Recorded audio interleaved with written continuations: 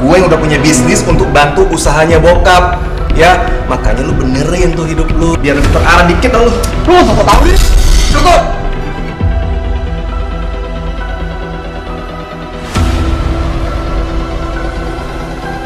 Sekarang buktiin lo anaknya gue liatin ya, makin hari makin jadi lu ya. Asal tahu ya, gue kerja buat penuhin kebutuhan keluarga.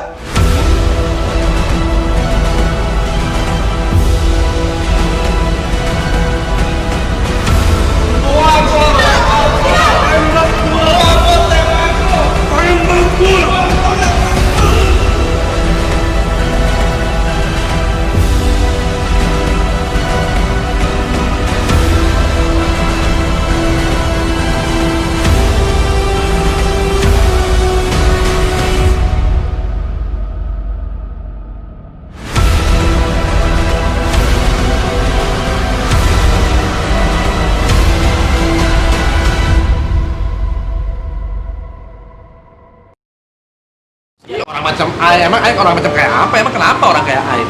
Gereja itu namanya The City Light. Itu tuh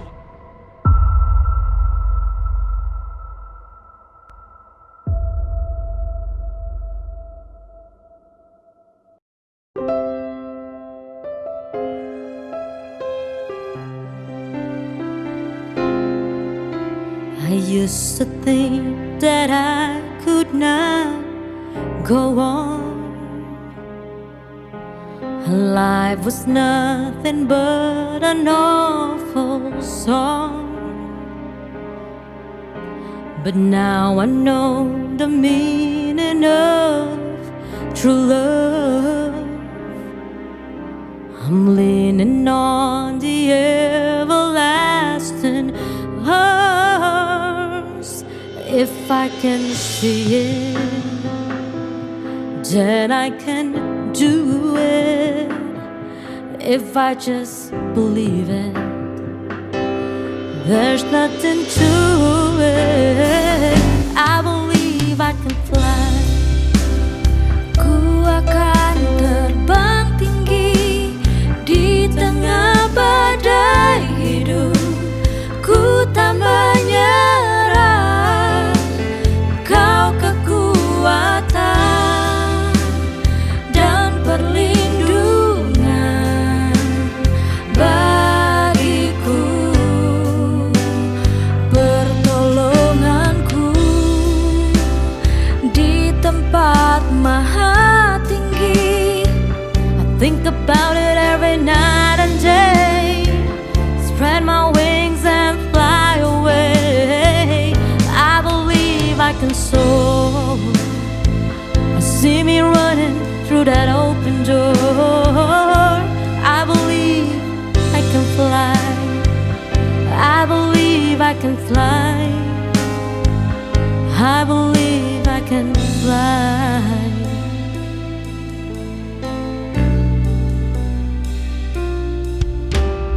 Firman-Mu berkata Kau besertaku, maka kuat roh dan jiwaku. Tangan-Mu Tuhan selalu ku nantikan. Di setiap langkah ku percaya. Dengan sayap-Mu I believe I can touch the sky. I think about it every night and day. Spread my wings and fly away. Ku mengangkat tanganku, aku berserah. Kau ku nantikan, Kau yang ku sembah, Yesusku, Rajaku. I believe I can fly. I believe I can fly. I believe I can fly.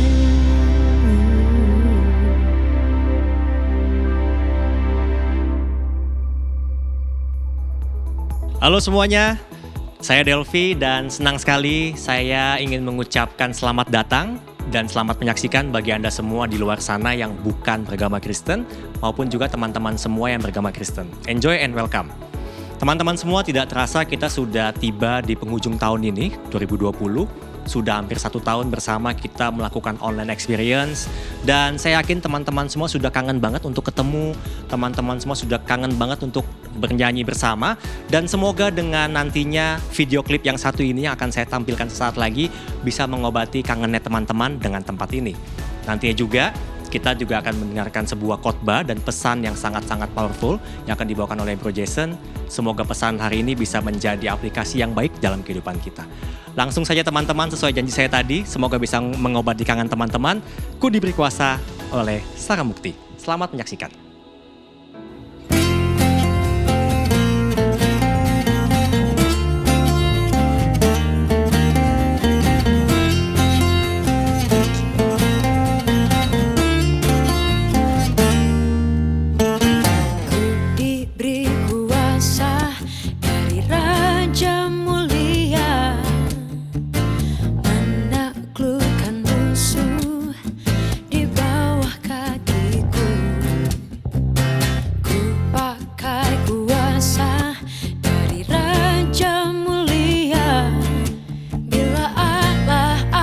Bersamaku, siapa jadi lawanku?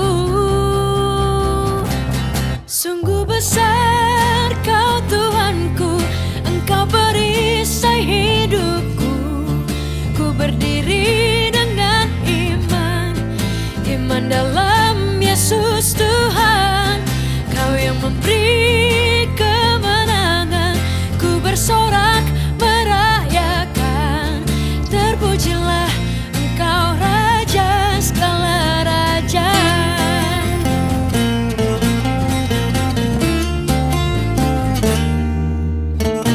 Ku diberi kuasa dari Raja mulia, menaklukkan musuh di bawah kakiku.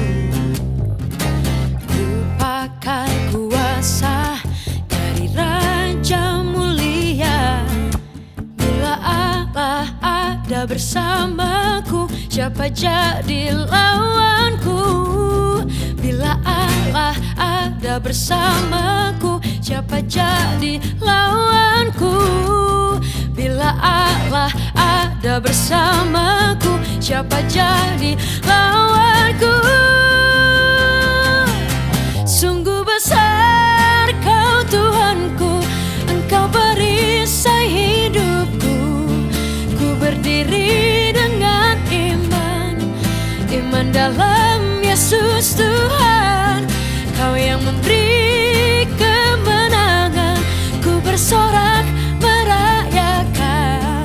Terpujilah Engkau Raja segala raja.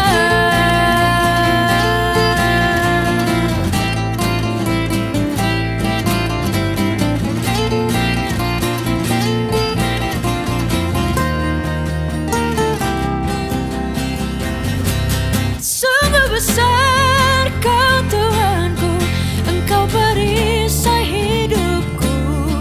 Ku berdiri dengan iman dalam Yesus Tuhan. Kau yang memberi kemenangan, ku bersorak merayakan. Terpujilah Engkau Raja segala raja. Terpujilah Engkau Raja segala raja. Terpujilah Engkau Raja segala raja.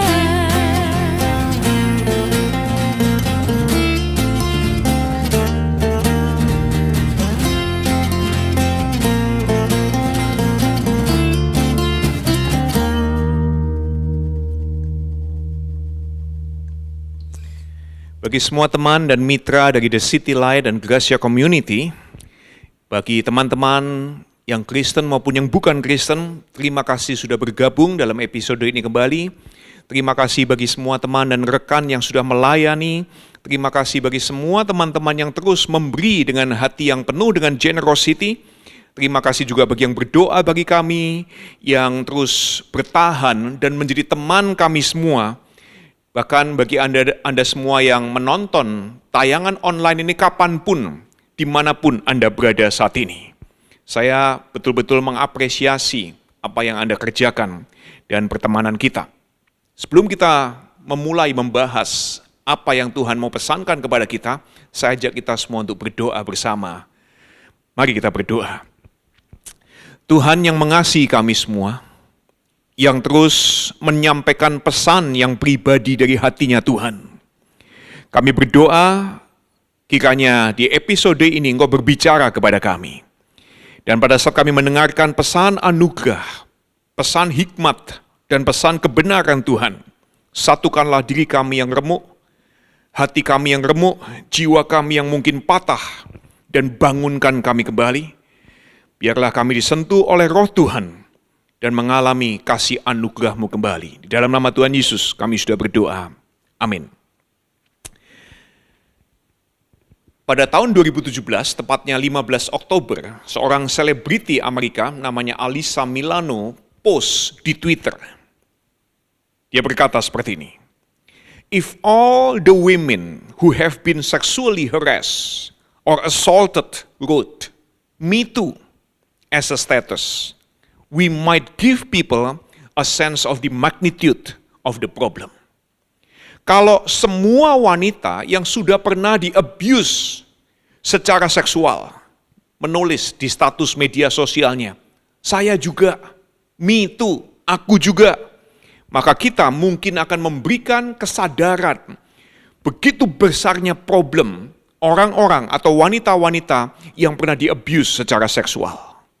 Nah, kemudian selebriti Amerika seperti Gwyneth Paltrow, Ashley Judd, Jennifer Lawrence, Uma Thurman, dan yang lain kemudian ikut post di media sosial mereka semua. Kenapa? WHO memberikan data seperti ini. Kekerasan seks itu dialami 1/3 wanita di dunia ini. ABC News dan Washington Post di tahun 2017 menemukan 54% wanita di Amerika Serikat pernah di-abuse secara seksual dan 95% kasus lewat begitu saja tanpa hukuman. Go unpunished.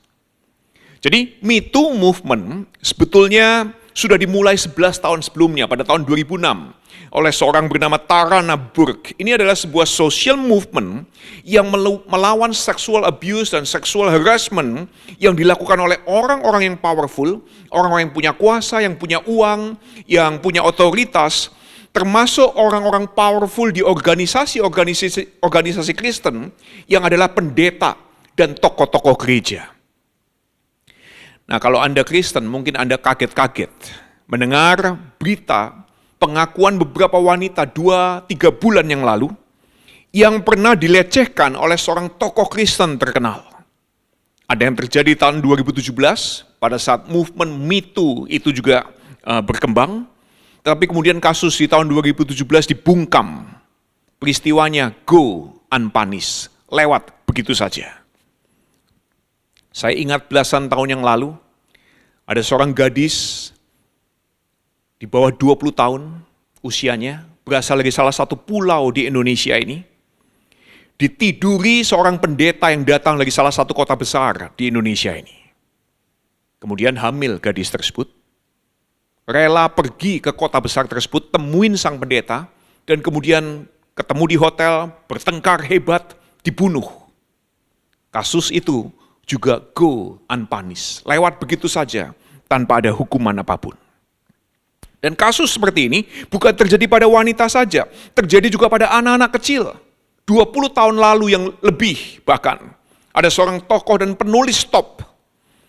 Anda mungkin juga sering baca bukunya, mengabuse anak-anak tersebut, anak-anak kecil, sehingga organisasi di mana penulis tersebut ada, harus mengeluarkan $2 juta untuk menutupi kasusnya. Lagi-lagi, go unpunished. Kasusnya lewat begitu saja tanpa hukuman. Dan kasus yang sama kita lihat 1 tahun terakhir bahkan di sekeliling kita, di organisasi kekristenan. Ada yang harus mempertanggungjawabkan, tapi sebagian besar go unpunished. Ini yang disebut oleh seorang teolog abad 19, namanya Friedrich Schleiermacher. Dia berkata seperti ini, semua tindakan seperti itu yang dilakukan oleh tokoh-tokoh gereja adalah heresi, penyesatan. Penyesatan bagi Schleiermacher bukan sekedar tidak mengajarkan doktrin yang benar atau hanya memberikan doktrin yang enteng yang salah. Bukan itu yang dimaksud oleh Schleiermacher tentang heresi. Heresi bagi dia adalah ini. That which preserves the appearance of Christianity and yet contradicts its essence. Penyesatan adalah yang menjaga penampilan kekristenan, tetapi kontradiksi dengan esensi kekristenan. Itu bagi Schleiermacher penyesatan, heresi. Jadi saya mewakili teman-teman saya yang Kristen, mohon maaf kepada teman-teman yang tidak suka dengan gereja, yang bukan Kristen, yang mungkin yang membuat salah satu alasan membuat Anda semua tidak suka dengan gereja dan orang Kristen, karena ada orang-orang seperti saya yang mencoba menjaga penampilan Kristen, tapi kontra dengan esensi Kristen. Tetapi yang terjadi di abad 21 ini, ternyata memang adalah problem sosial manusia. Nah, yang membuat saya suka membaca Alkitab adalah karena Alkitab itu isinya kisah-kisah jujur, menceritakan tokoh-tokohnya jelek-jeleknya juga diceritain. Kisah-kisahnya juga menceritakan situasi-situasi bukan yang sempurna, yang broken, yang hancur, diceritain secara jujur. Ada satu kisah teror dalam Hakim-Hakim 19 ayat sampai 21. Dikisahkan seperti ini oleh penulis kitab Hakim-Hakim. Hakim-Hakim 19 mulai ayat yang pertama dikatakan seperti ini. Saat itu, ketika tidak ada raja di Israel, seorang Lewi adalah orang yang berasal dari suku Lewi. Dari 12 suku Israel, suku Lewi adalah suku yang dikhususkan untuk mengurus bait Allah. Jadi mereka adalah orang-orang terhormat yang mengurus rumah Tuhan. Rumah Tuhan pada saat orang datang ke rumah Tuhan dilayani oleh orang Lewi. Ditolong kebutuhan mereka untuk menyampaikan pesan kepada Tuhan, untuk berdoa, untuk mengungkapkan isi hati. Orang Lewi menolong, melayani orang-orang Israel yang lainnya. Jadi orang Lewi adalah orang terhormat. Dan diceritakan orang Lewi ini mengambil seorang gundik dari Bethlehem, Yehuda. Nah, budaya di Israel saat itu sama dengan budaya tetangga-tetangga mereka. Ini zaman ancient Near East atau Timur Tengah kuno. Yang budaya hari itu mengizinkan seorang pria punya istri dan gundik. Makanya ada kisah yang terkenal yaitu Raja Salomo, Raja Israel, 700 istrinya resmi, 300 gundiknya. Itu yang tercatat, yang dihitung. Ya, 700 istri, 300 gundik karena budaya hari itu memang mengizinkan. Nah, kemudian saya tidak akan bacakan semuanya, saya akan ringkas bagi Anda semua. Antara orang Lewi dan gundiknya terjadi pertengkaran. Sehingga kalau suami istri bertengkaran, biasanya istri itu kepingin pulang ke rumah bapaknya. Dan itu yang terjadi. Si gundik pulang ke rumah orang tuanya di Bethlehem. 4 bulan kemudian, sang pria Lewi menjemput dan membawa pulang gundiknya ke daerahnya, yaitu daerah Efraim. Nah, karena perjalanan mereka jauh, mereka harus nginap di sebuah tempat, mereka berhenti di sebuah kota namanya Gibea. Gibea adalah kota juga wilayah Israel, tetapi provinsinya atau wilayah suku Benyamin. Mereka cari-cari rumah, nggak ada yang mau terima, tapi ada seorang pria tua yang menyambut mereka di rumahnya. Sang pria tua kemudian menjamu mereka, kasih mereka makan, kasih mereka minum, lagi ramah tamah terjadi. Dalam Hakim-Hakim 19 ayat 22 diceritakan seperti ini. Orang-orang Dursila kota Benyamin. Orang-orang Dursila itu kaum homoseksual, orang yang orientasinya suka sesama jenis. Mereka datang dan mau meniduri sang pria Lewi. Tapi tuan rumah tidak izinkan. Apa yang terjadi, apa yang dia tawarkan, jangan, itu tamuku terhormat. Tapi tuan rumah beri anak perempuannya dan gundik si Lewi. Tapi orang-orang penyuka sesama jenis nggak mau dengar. Dan saudara kemudian bayangkan, Ini yang kemudian dilakukan oleh orang Lewi itu. Dalam ayat yang ke-25 dikatakan seperti ini.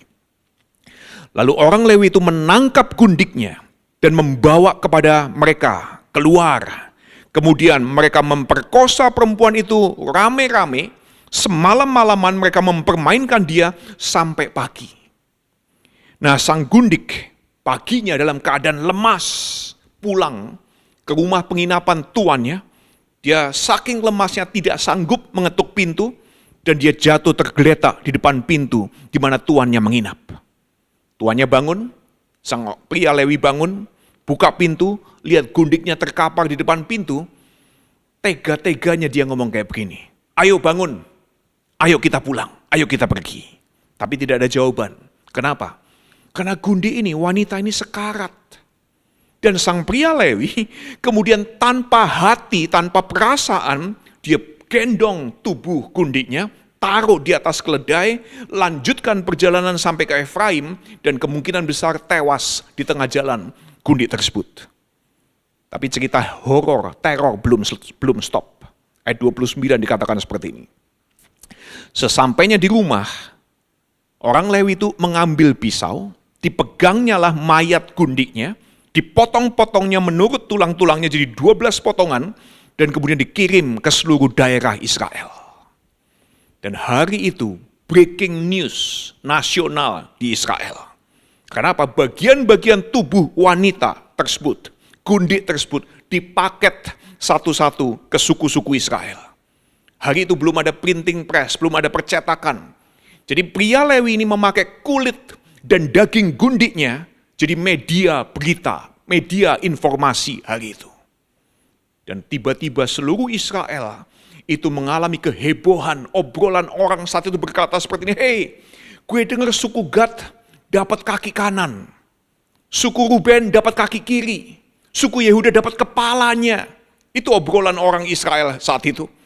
Jadi wanita ini menjadi wanita yang diberitakan paling luas, dia mendominasi media sosial, dia jadi berita paling panas, lebih panas daripada kepulangan seseorang dari daerah yang jauh, dia paling dievaluasi, dia paling didiskusikan. Tetapi yang terjadi ini, meskipun dia mendominasi media, tidak ada yang tahu siapa namanya. Unnamed concubine. Dan tiap orang yang melihat kemudian berkata seperti ini, hal yang demikian belum pernah terjadi, belum pernah terlihat sejak Israel keluar dari Mesir sampai sekarang. Perhatikanlah itu, pertimbangkanlah, lalu bicaralah. Nah, kalau kisah ini dijadikan film, ini jadi film yang very dark, violent, gambar-gambarnya substance, inappropriate. Ini tontonan hanya untuk orang 21 tahun ke atas. A story of terror. Kalau difilmkan, kemungkinan judulnya akan seperti ini. The Silence of an Unnamed, Raped and Dismembered Concubine. And the Silence of God. Kalau difilmkan judulnya akan sunyinya, diamnya seorang gundik yang diperkosa, yang tidak punya nama, yang dipotong-potong, dan juga diamnya Tuhan. Kenapa? Tuhan diam aja di sini. Dia sama sekali tidak intervensi apapun. Ya, jadi ini very dark and silent movie. Tapi Anda perlu tahu, ini bukan kisah untuk difilmkan. Ini adalah sebuah kisah untuk Anda dan saya, pembacanya, merespon. Nah, kita tanya dong kalau begitu ya. Kok kisah seperti ini ada di Alkitab? Untuk apa kisah seperti ini ada di Alkitab? Kalau Anda ke gereja cari hal yang rohani, maka coba temukan apa hal rohani dari kisah ini. Kalau Anda membaca Alkitab, Anda mencari hal-hal yang rohani, yang membangun katanya ya. Coba cari hal membangun apa dari kisah ini. Nah, ada beberapa cara orang menafsirkan teks-teks di dalam Alkitab, termasuk menafsirkan kisah ini. Salah satu cara yang sering dipakai adalah penafsiran memakai kerangka penebusan. Framework of redemption interpretation. Jadi penafsiran yang memakai kerangka penebusan. Kerangka penebusan itu artinya begini. Dari sebuah cerita, dari sebuah teks pasti ada dosanya nih. Makanya ditebus. Ya. Jadi dengan kerangka pemikiran seperti itu, mencoba mencari apa dosa yang terjadi dalam kisah ini, dan apa langkah penebusan yang sedang diceritakan oleh penulis. Nah, tetapi saya kasih warning, kalau Anda memakai penafsiran dengan kerangka penebusan, maka Anda dan saya akan makin twisted melihat kehidupan ini. Makin kabur, makin salah, makin tersesat, makin kesleo pada saat kita melihat kehidupan ini. Kenapa? Karena kita akan berkata seperti ini, penafsiran redemptif ngomong seperti ini. Ini adalah hukuman dosa bagi si gundi. Makanya kalau Anda membaca Alkitab yang diterjemahkan dalam bahasa Indonesia, Hakim-Hakim 19 mengatakan bahwa gundi ini maka berlaku serong. Dia selingkuh katanya. Tapi terjemahannya dari bahasa Ibrani nggak ngomong selingkuh. Terjemahan dari bahasa Ibrani cuma dikatakan maka bertengkarlah mereka. Ini sesuatu yang lumrah, yang common. Suami istri bertengkar. Bertengkarlah mereka dan kemudian pulang ke rumah. Bukan serong, bukan selingkuh. Jadi kalau Anda Kristen memakai penafsiran tersebut, itu adalah penafsiran yang simplistik dan twisted, menyederhanakan dan juga menyesatkan. Ya. Dan kenapa? Karena itu membuat Anda yang Kristen, termasuk pendeta-pendeta yang suka pakai cara menafsirkan hal seperti ini, dengan gampangnya kita-kita ini kemudian menghakimi orang, menilai orang. Ada seorang tokoh agama, dia punya beberapa anak, salah seorang anaknya itu mengalami gagal dalam rumah tangganya. Dan tokoh agama ini adalah tokoh agama yang suka memakai penafsiran ini. Memakai kerangka penebusan, bahwa ada dosa berarti ada hukuman. Kalau sampai terjadi sesuatu yang jelek, itu karena hukuman dosa. Dan tokoh agama ini, suatu hari anaknya itu, yang keluarganya berantakan, ditemukan meninggal di sebuah daerah, di dalam sebuah kendaraan. Dengan entengnya tokoh agama ini berkata, itu hukuman dosa bagi dia. Ini anaknya loh. Dengan entengnya dia berkata, itu hukuman dosa bagi dia. Kenapa? Menafsir, pakai kerangka pikir penebusan. Jadi twisted caranya melihat kehidupan ini. Bahkan cara yang sama, cara penafsiran yang sama kemudian melanjutkan. Yang terjadi dengan gundi ini, itu adalah sebuah pencegahan supaya tidak terjadi dosa yang lebih besar. Dia diperkosa supaya tidak terjadi dosa yang lebih besar, yaitu apa? Dosa homoseksual. Ya, jadi menurut penafsiran ini, dosa itu ada kelompok-kelompoknya. Dosa ada hierarkinya. Pertanyaan saya, dari mana Anda dapat info? Kalau dosa itu ada hierarki, ada susunan-susunannya, ada level-levelnya. Kalau Anda belum tahu apa itu dosa, Anda bisa mengikuti salah satu episode The City Light, namanya Next Step, yang memberitahu kepada kita definisi tentang dosa. Lengkap tuh, 6 seri. Jadi penafsiran seperti inilah yang membuat orang juga berkata, bahwa pada saat Yesus disalib, adalah untuk memuaskan hukuman Allah atas dosa.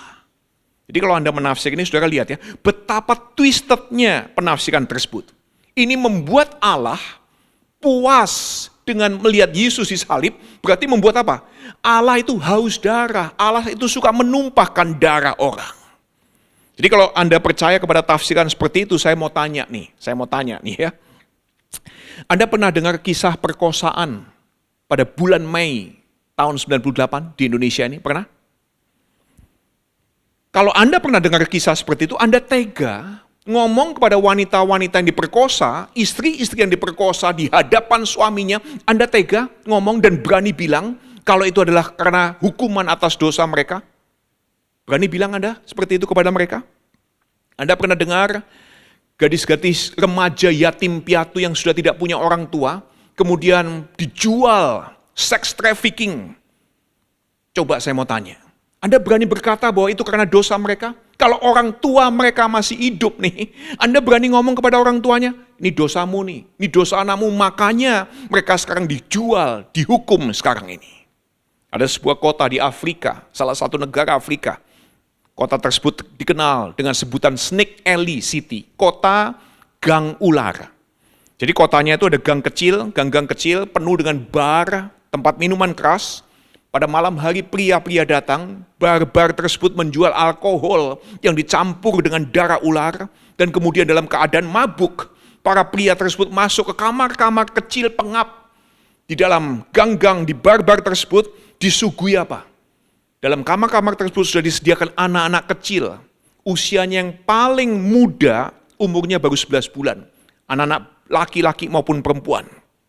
Dan mereka puaskan nafsu mereka kepada anak-anak tersebut. Banyak anak-anak yang tewas di abuse. Beberapa di antaranya, duburnya, anusnya rusak parah. Sampai kita bisa lihat isi perutnya. Pertanyaan saya, Anda berani ngomong sama anak-anak tersebut, kamu dosa? Dosa apa mereka? Jadi itu twisted interpretation. Nah kalau Anda Kristen, termasuk pendeta seperti saya, suka memakai penafsiran seperti itu, apa-apa itu karena dosa dan ada penebusannya. Ini yang sebetulnya sedang terjadi di gereja dan bagi kita-kita yang Kristen. Gereja terlalu fokus bagaimana orang safe, orang selamat, safe, selamat. Tapi tidak membuat orang merasa safe, aman. Gereja terlalu fokus membuat orang itu safe, memastikan orang safe, selamat. Tapi lupa menyediakan lingkungan, berkomunikasi, menyediakan lingkungan di mana orang merasa aman, safe. Jadi bagi Anda yang Kristen, apakah iman Anda itu suka menghubungkan semua hal yang jelek yang dialami manusia sebagai hukuman Tuhan? Kalau iya, maka iman Anda tidak bisa menjelaskan apa yang terjadi dengan gundi dari Bethlehem ini. Kalau iman Anda selalu menghubungkan yang jelek sebagai hukuman Tuhan, maka iman Anda tidak bisa menunjukkan bahwa Tuhan juga peduli dengan gundu ini. Kalau iya seperti itu iman Anda, menghubungkan semua hal yang jelek dengan hukuman Tuhan, maka ada banyak orang yang sejak lahir, menurut iman Anda sudah dibuang dan disingkirkan secara kekal. Saya lanjutkan ceritanya. 11 suku Israel kemudian kumpul memerangi suku Benyamin. Satu suku melawan 11 suku. Puluhan ribu melawan ratusan ribu orang. Tapi suku Benyamin 700 orang pria, itu ada yang ahli perang. Mereka ahli main ketapel, tangannya kidal, tapi pada saat mereka mengumban tidak satu pun yang lolos. Sangat akurat. Nah, saling bunuh nih, 11 suku dengan satu suku Benyamin, mereka saling bunuh. Akhirnya 11 suku Israel berhasil mengalahkan. Puluhan ribu tapi tewas. Sisa 600 pria Benyamin. Nah sekarang suku Israel bingung semua. Suku Benyamin wanita semua udah gak ada, tinggal 600 pria dan mereka melarang siapapun wanita dari 11 suku untuk menikah dengan para pria Benyamin ini. Mereka bingung kalau gitu mereka dapat istri dari mana. Ini yang dilakukan oleh 11 suku. Mereka cari 2 kota, penduduknya dibinasakan, disisakan para gadis perawannya. Di satu kota ditemukan 400 perawan, kurang 200, satu kota lagi dibasmi, 200 perawan, kemudian disisakan. Anda lihat sebuah tragedi yang terjadi. Satu pemerkosaan dan satu pembunuhan, kemudian punya snowball effect, efek yang menggunung. Satu pembunuhan, satu pemerkosaan, jadi puluhan ribu tewas. Plus 600 gadis perawan diperkosa. Dan kemudian setelah menceritakan semuanya itu, kitab Hakim-Hakim berakhir. Tidak ada penebusan. Tidak ada rekonsiliasi. Tidak ada kebangkitan. Kitab Hakim-Hakim kemudian berakhir ditutup dengan kalimat ini. In those days, there was no king in Israel. Everyone did what was right in his own eyes. Ketika itu tidak ada raja di Israel, tiap orang melakukan apa yang dipandangnya baik. Nah, berarti kita harus tanya dong kalau gitu ya. Berarti kisah ini ada di dalam Alkitab, apakah untuk menunjukkan, ini loh, bedanya kalau ada raja dan kalau tidak ada raja. Kalau tidak ada raja kayak gini nih, kekejaman. Kalau ada raja beda. Nah sekali lagi, kalau Anda menafsir seperti itu simplistik, itu menyederhanakan. Ya, kenapa? Anda mungkin berkata, kan ada ayatnya sendiri yang bilang nih, pada saat tidak ada raja, maka peristiwa teror dan kekejaman ini terjadi. Kalau Anda menafsir seperti itu, cek dong kalau gitu. Apa yang dialami Israel, apa yang terjadi di Israel pada saat ada raja. Nah, saya ajak Anda maju beberapa tahun kemudian. Pada saat seorang raja bernama Daud, raja terkenal Israel, kemudian jadi raja, apa yang terjadi? Apa yang dilakukan oleh Raja Daud? Dia embat istri temannya. Dia ambil istri temannya Uria, dihamili. Kemudian pada saat tahu istri temannya hamil, dia berkonspirasi membunuh sahabatnya Uria tersendiri. Kemudian Raja Daud punya beberapa istri, jadi punya beberapa anak dari beberapa istri. Salah satu anaknya namanya Amnon. Amnon suka dengan anak Daud yang lain, seorang gadis bernama Tamar yang cantik. Tapi Tamarnya nggak mau, diperkosa sama Amnon. Keluarga raja saling memperkosa, saling membunuh. Jadi bedanya apa? Ada raja dan tidak ada raja. Bedanya apa bagi Israel? Israel ternyata tetap melakukan apa yang benar menurut mereka sendiri. Ada raja ataupun tidak ada raja. Jadi ini pelajaran pertama buat kita semua. Kisah ini menunjukkan bahwa musuh terbesar kita, musuh paling menakutkan kita, ternyata adalah diri kita sendiri. Kita ini adalah penjajah diri kita sendiri. Kita adalah pembunuh diri kita sendiri. Kita adalah pemerkosa diri kita sendiri. Di Israel ada raja atau tidak ada raja. Ternyata Israel sendiri adalah musuh yang paling menakutkan dan paling besar bagi mereka. Bukan Amalek, bukan Moab, bukan Filistin. Bahkan kalau Anda familiar dengan kitab perjanjian lama, kisah-kisah perjanjian lama, Musa pernah memberikan instruksi. Basmi orang Amalek, jangan sisakan apapun karena kekejaman mereka begitu luar biasa. Kalau Anda membaca kisah ini, maka tidak ada bedanya orang Amalek dengan orang Israel. Sama-sama sadis, sama-sama kejam. Jadi kita semua nih, ada raja atau tidak ada raja. Saya dan Anda yang Kristen dan yang bukan Kristen, kita ini ya, ke gereja atau tidak ke gereja. Ada pendeta atau tidak ada pendeta. Ada tokoh agama ataupun tidak ada tokoh agama. Ada imam besar atau tidak ada imam besar. Kita semua sangat perlu juru selamat. Kita bisa pakai cara apapun untuk memuaskan yang kita suka. Termasuk memakai nama Tuhan dan pakai nama gerejanya. Kenapa? Karena kita ini musuh paling mengerikan bagi diri kita sendiri. Kita semua memerlukan juru selamat. Nah, kabar baiknya adalah ini. Anda tahu, Natal yang akan diperingati oleh orang Kristen 1 bulan lagi, sebetulnya apa sih yang kita peringati dari Natal? Natal adalah memperingati juru selamat. Itu memang datang khusus mencari yang berdosa. Mencari yang sakit jiwa dan moral kayak kita ini. Yang ada raja ataupun tidak ada raja, ke gereja ataupun tidak gereja, kita memang jahat. Tega membunuh nama orang. Tega mengambil market pelanggan orang demi nama kita sendiri.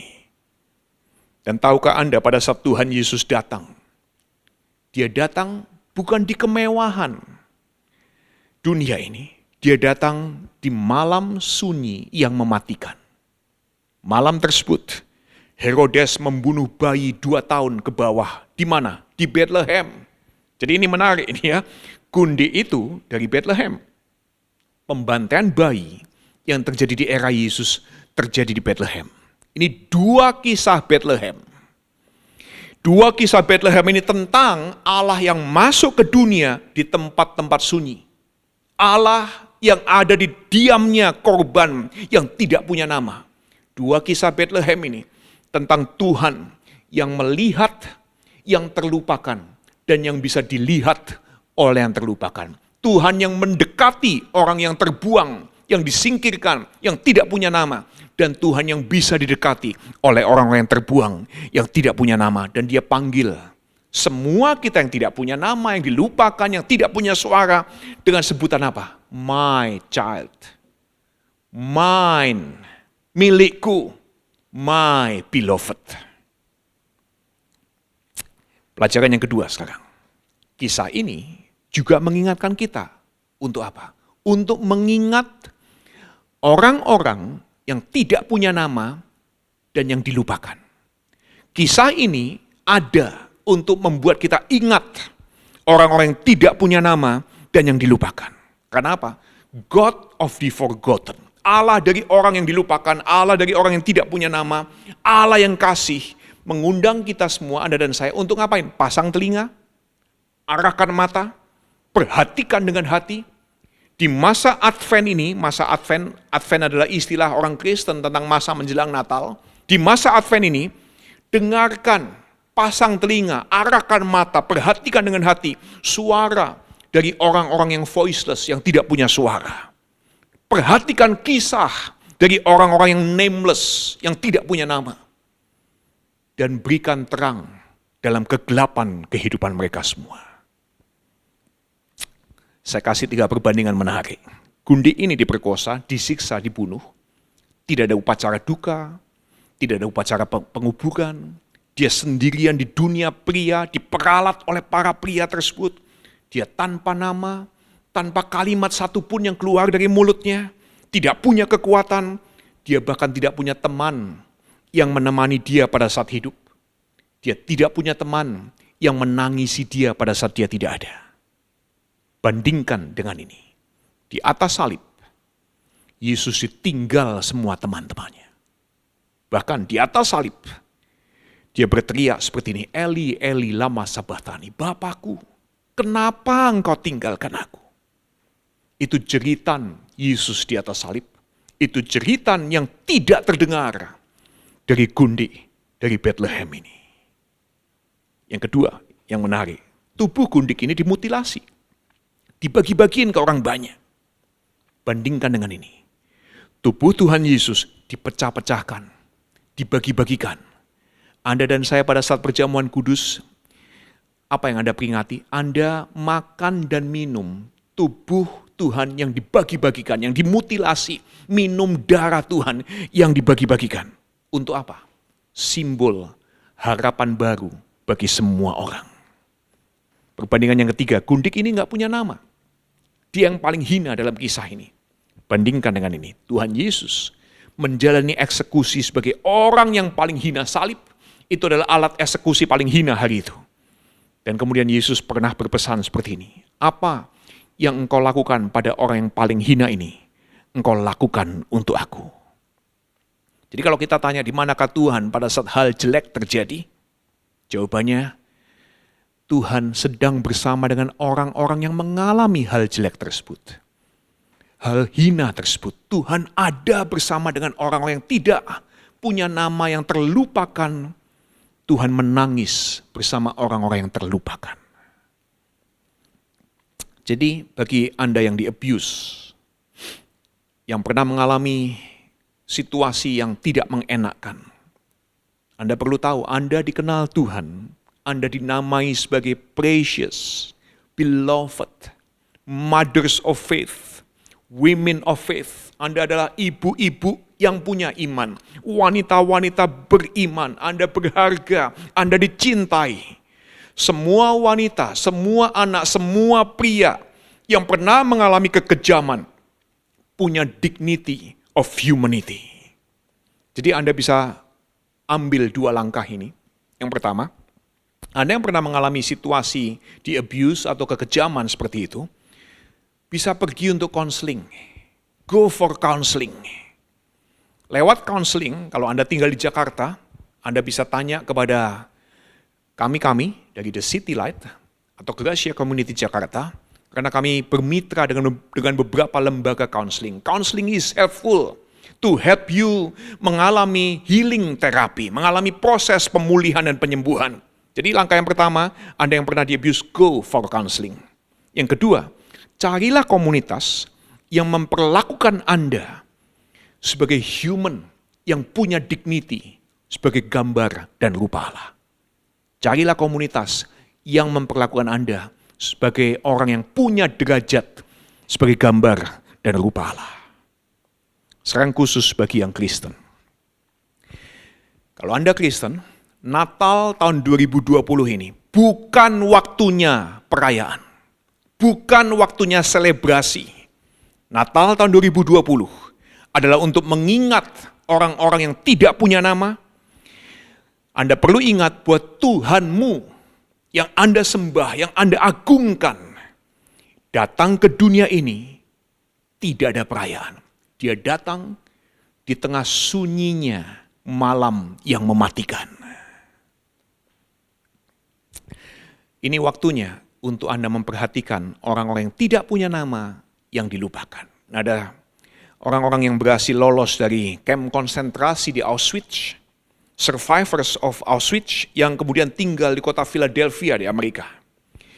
Para survivors ini tiap 1 bulan sekali breakfast meeting. Suatu hari seorang jurnalis datang dan tanya kepada mereka, apakah bapak-bapak, ibu-ibu semua ini benci dan trauma setiap kali mendengar aksen Jerman? Karena orang-orang Jerman yang membunuh banyak orang di kamp konsentrasi. Jadi dia tanya, apakah kalian semua trauma terhadap Jerman? Salah satu survivor jawab seperti ini, saya sama sekali nggak benci orang Jerman. Pada saat saya masih kecil, saya ingat suatu hari saya dan papa saya itu dimasukkan ke kereta barang dan kemudian dikirim ke kamp konsentrasi di Auschwitz.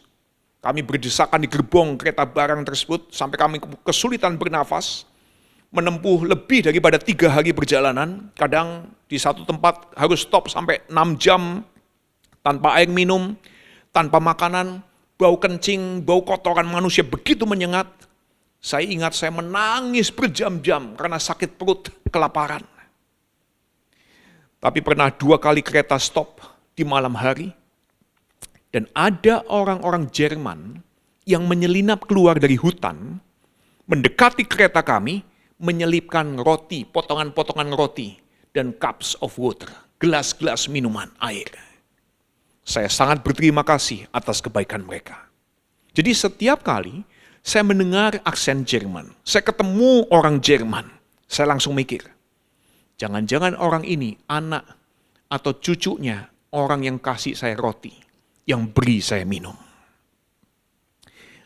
Jangan-jangan mereka adalah cucu, anak atau cucu orang-orang yang tidak melupakan saya, orang yang terlupakan, yang tidak punya suara dan tidak punya nama karena kami semua hanya dikasih nomor. Dan kemudian biasanya di akhir breakfast meeting tersebut, para survivors itu, para survivors korban antisemitisme ini yang tidak punya nama, yang hanya dikasih nomor, kemudian mereka saling bergandengan tangan dan menyanyi. You are my sunshine, my only sunshine. You make me happy when skies are gray. You never know, dear, how much I love you. Please don't take my sunshine away.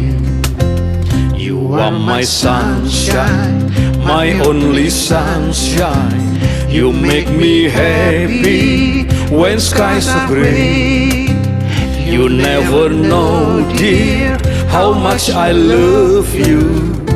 Please don't take my sunshine away.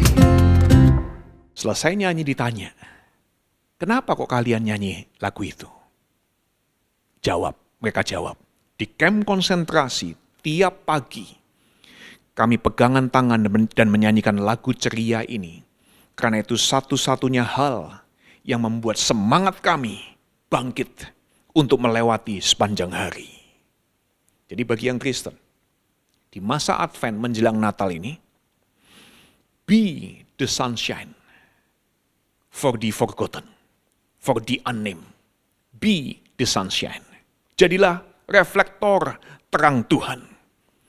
Bagi yang Kristen, sediakan lingkungan gereja yang aman sebelum mencoba menyelamatkan jiwa orang.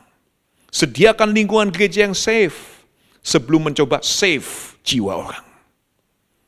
Dan saya ingin kita semua, termasuk saya, coba ingat satu anggota keluarga yang terlupakan. Satu anggota keluarga yang tidak punya suara, yang paling hina di antara keluarga kita. Jadilah sunshine bagi dia. Karena apa itu kerajaan surga? Di mana kerajaan surga bisa ditemukan?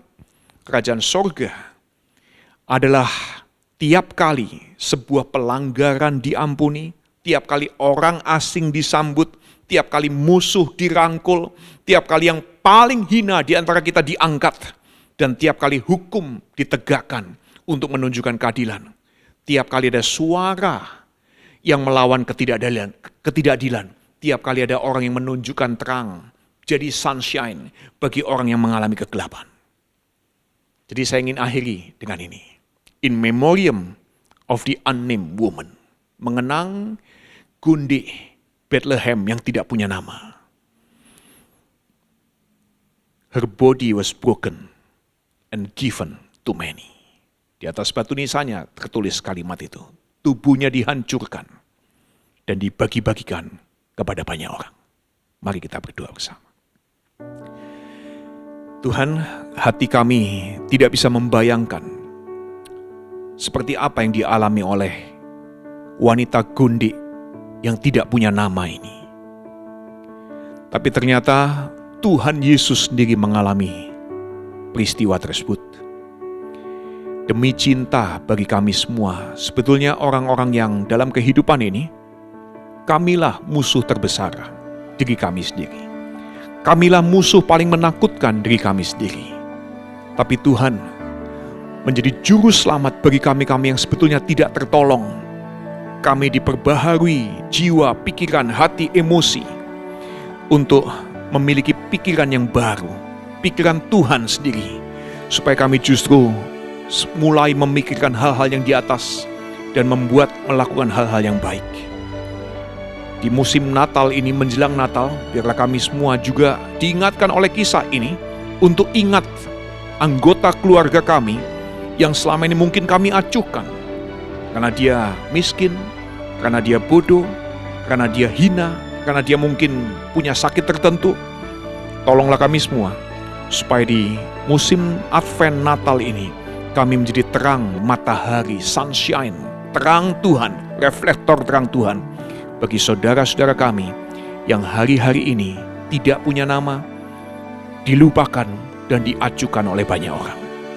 Dan kami berdoa, pada saat kami melakukan semua hal yang baik tersebut, kiranya berkat anugerah dari Allah Bapa, dari Tuhan Yesus Kristus, dari Allah Roh Kudus menyertai kami semua, memberikan kepada kami berkat Tuhan untuk kami terus bisa pakai menghormati Tuhan. Di dalam nama Tuhan Yesus Kristus, Juru Selamat kami sudah berdoa. Amin. Terima kasih untuk perhatian Anda. Ketemu lagi di episode berikutnya. Tuhan memberkati kita semua. Thank you so much kepada Bro Jason yang telah menyampaikan khotbah hari ini. Dan teman-teman semua, semoga kita tidak hanya mendengarkan khotbah, tapi kita bisa mengaplikasikannya ke dalam kehidupan kita ke depannya. Dan thank you juga kepada semua teman-teman yang sudah terlibat dalam pelayanan hari ini, baik langsung maupun tidak langsung. Dan tak lupa juga kepada teman-teman semua yang sudah memberikan persembahan, yang telah memberikan doa, dukungan, dan support untuk kita semua. Thank you so much. Teman-teman, saya mau mengibaratkan kehidupan kita, khususnya di masa-masa ini, seperti sebuah game. Ya, kehidupan kita seperti sebuah permainan dan seperti sebuah pertandingan. Dan saya yakin dan percaya, Tuhan telah memberikan kita kuasa untuk mengalahkan segala masalah kita, mengalahkan segala pencobaan kita dan pergumulan kita. Dan kalau saya boleh tutup dengan sebuah quotes, my life is a game, a very serious game. And how about your life? I'll see you next week. Happy Sunday and God bless you all.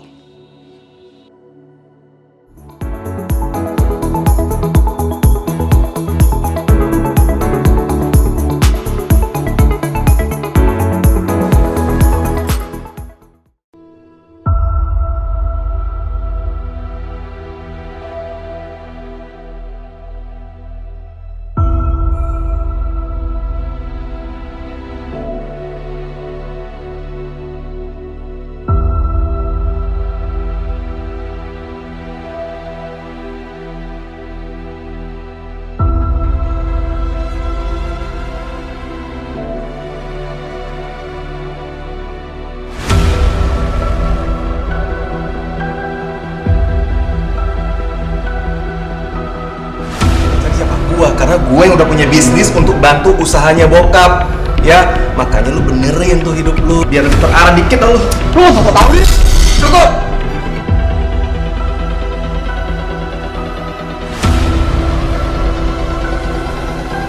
Sekarang buktiin lu anaknya gue liatin ya, makin hari makin jadi lu ya. Asal tahu ya, gue kerja buat penuhin kebutuhan keluarga.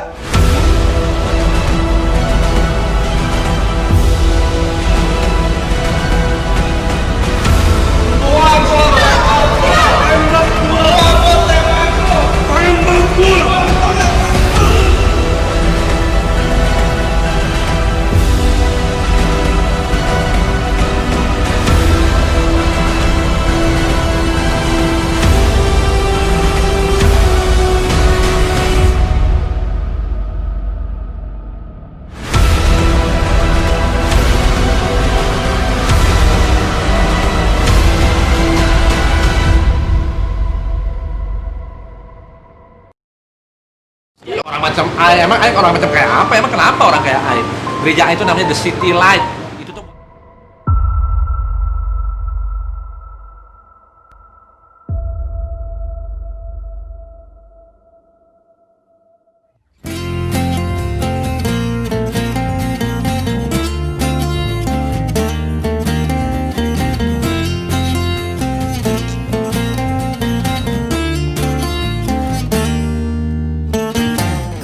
diberi kuasa dari Raja Mulia, menaklukkan musuh di bawah kakiku.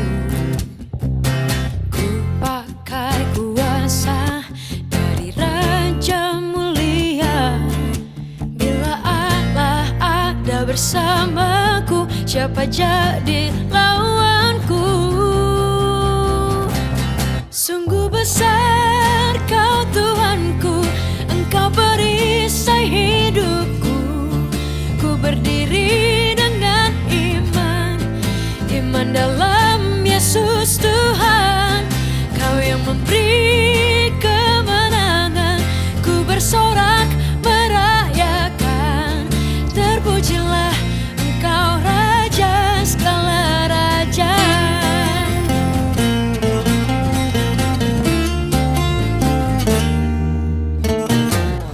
Diberi kuasa dari Raja Mulia, menaklukkan musuh di bawah kakiku. Ku pakai kuasa dari Raja Mulia. Bila Allah ada bersamaku, siapa jadi lawanku? Bila Allah ada bersamaku, siapa jadi lawanku? Bila Allah ada bersamaku, siapa jadi lawanku? Sungguh besar Kau Tuhanku, Engkau perisai hidupku. Ku berdiri dengan iman dalam Yesus Tuhan. Kau yang memberi kemenangan, ku bersorak merayakan. Terpujilah Engkau Raja segala raja.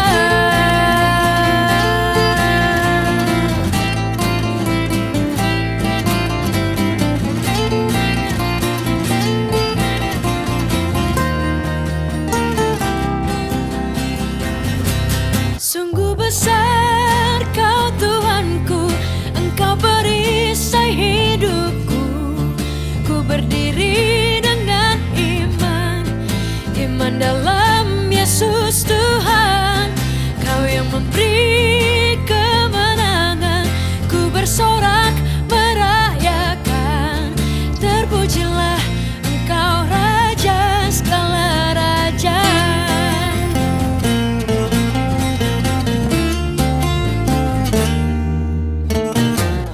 Diberi kuasa dari Raja Mulia, menaklukkan musuh di bawah kakiku. Ku pakai kuasa dari Raja Mulia. Bila Allah ada bersamaku, siapa jadi lawanku? Bila Allah ada bersamaku, siapa jadi lawanku? Bila Allah ada bersamaku, siapa jadi lawanku? Sungguh besar Kau Tuhanku, Engkau perisai hidupku. Ku berdiri dengan iman dalam Yesus Tuhan. Kau yang memberi kemenangan, ku bersorak merayakan. Terpujilah Engkau Raja segala raja.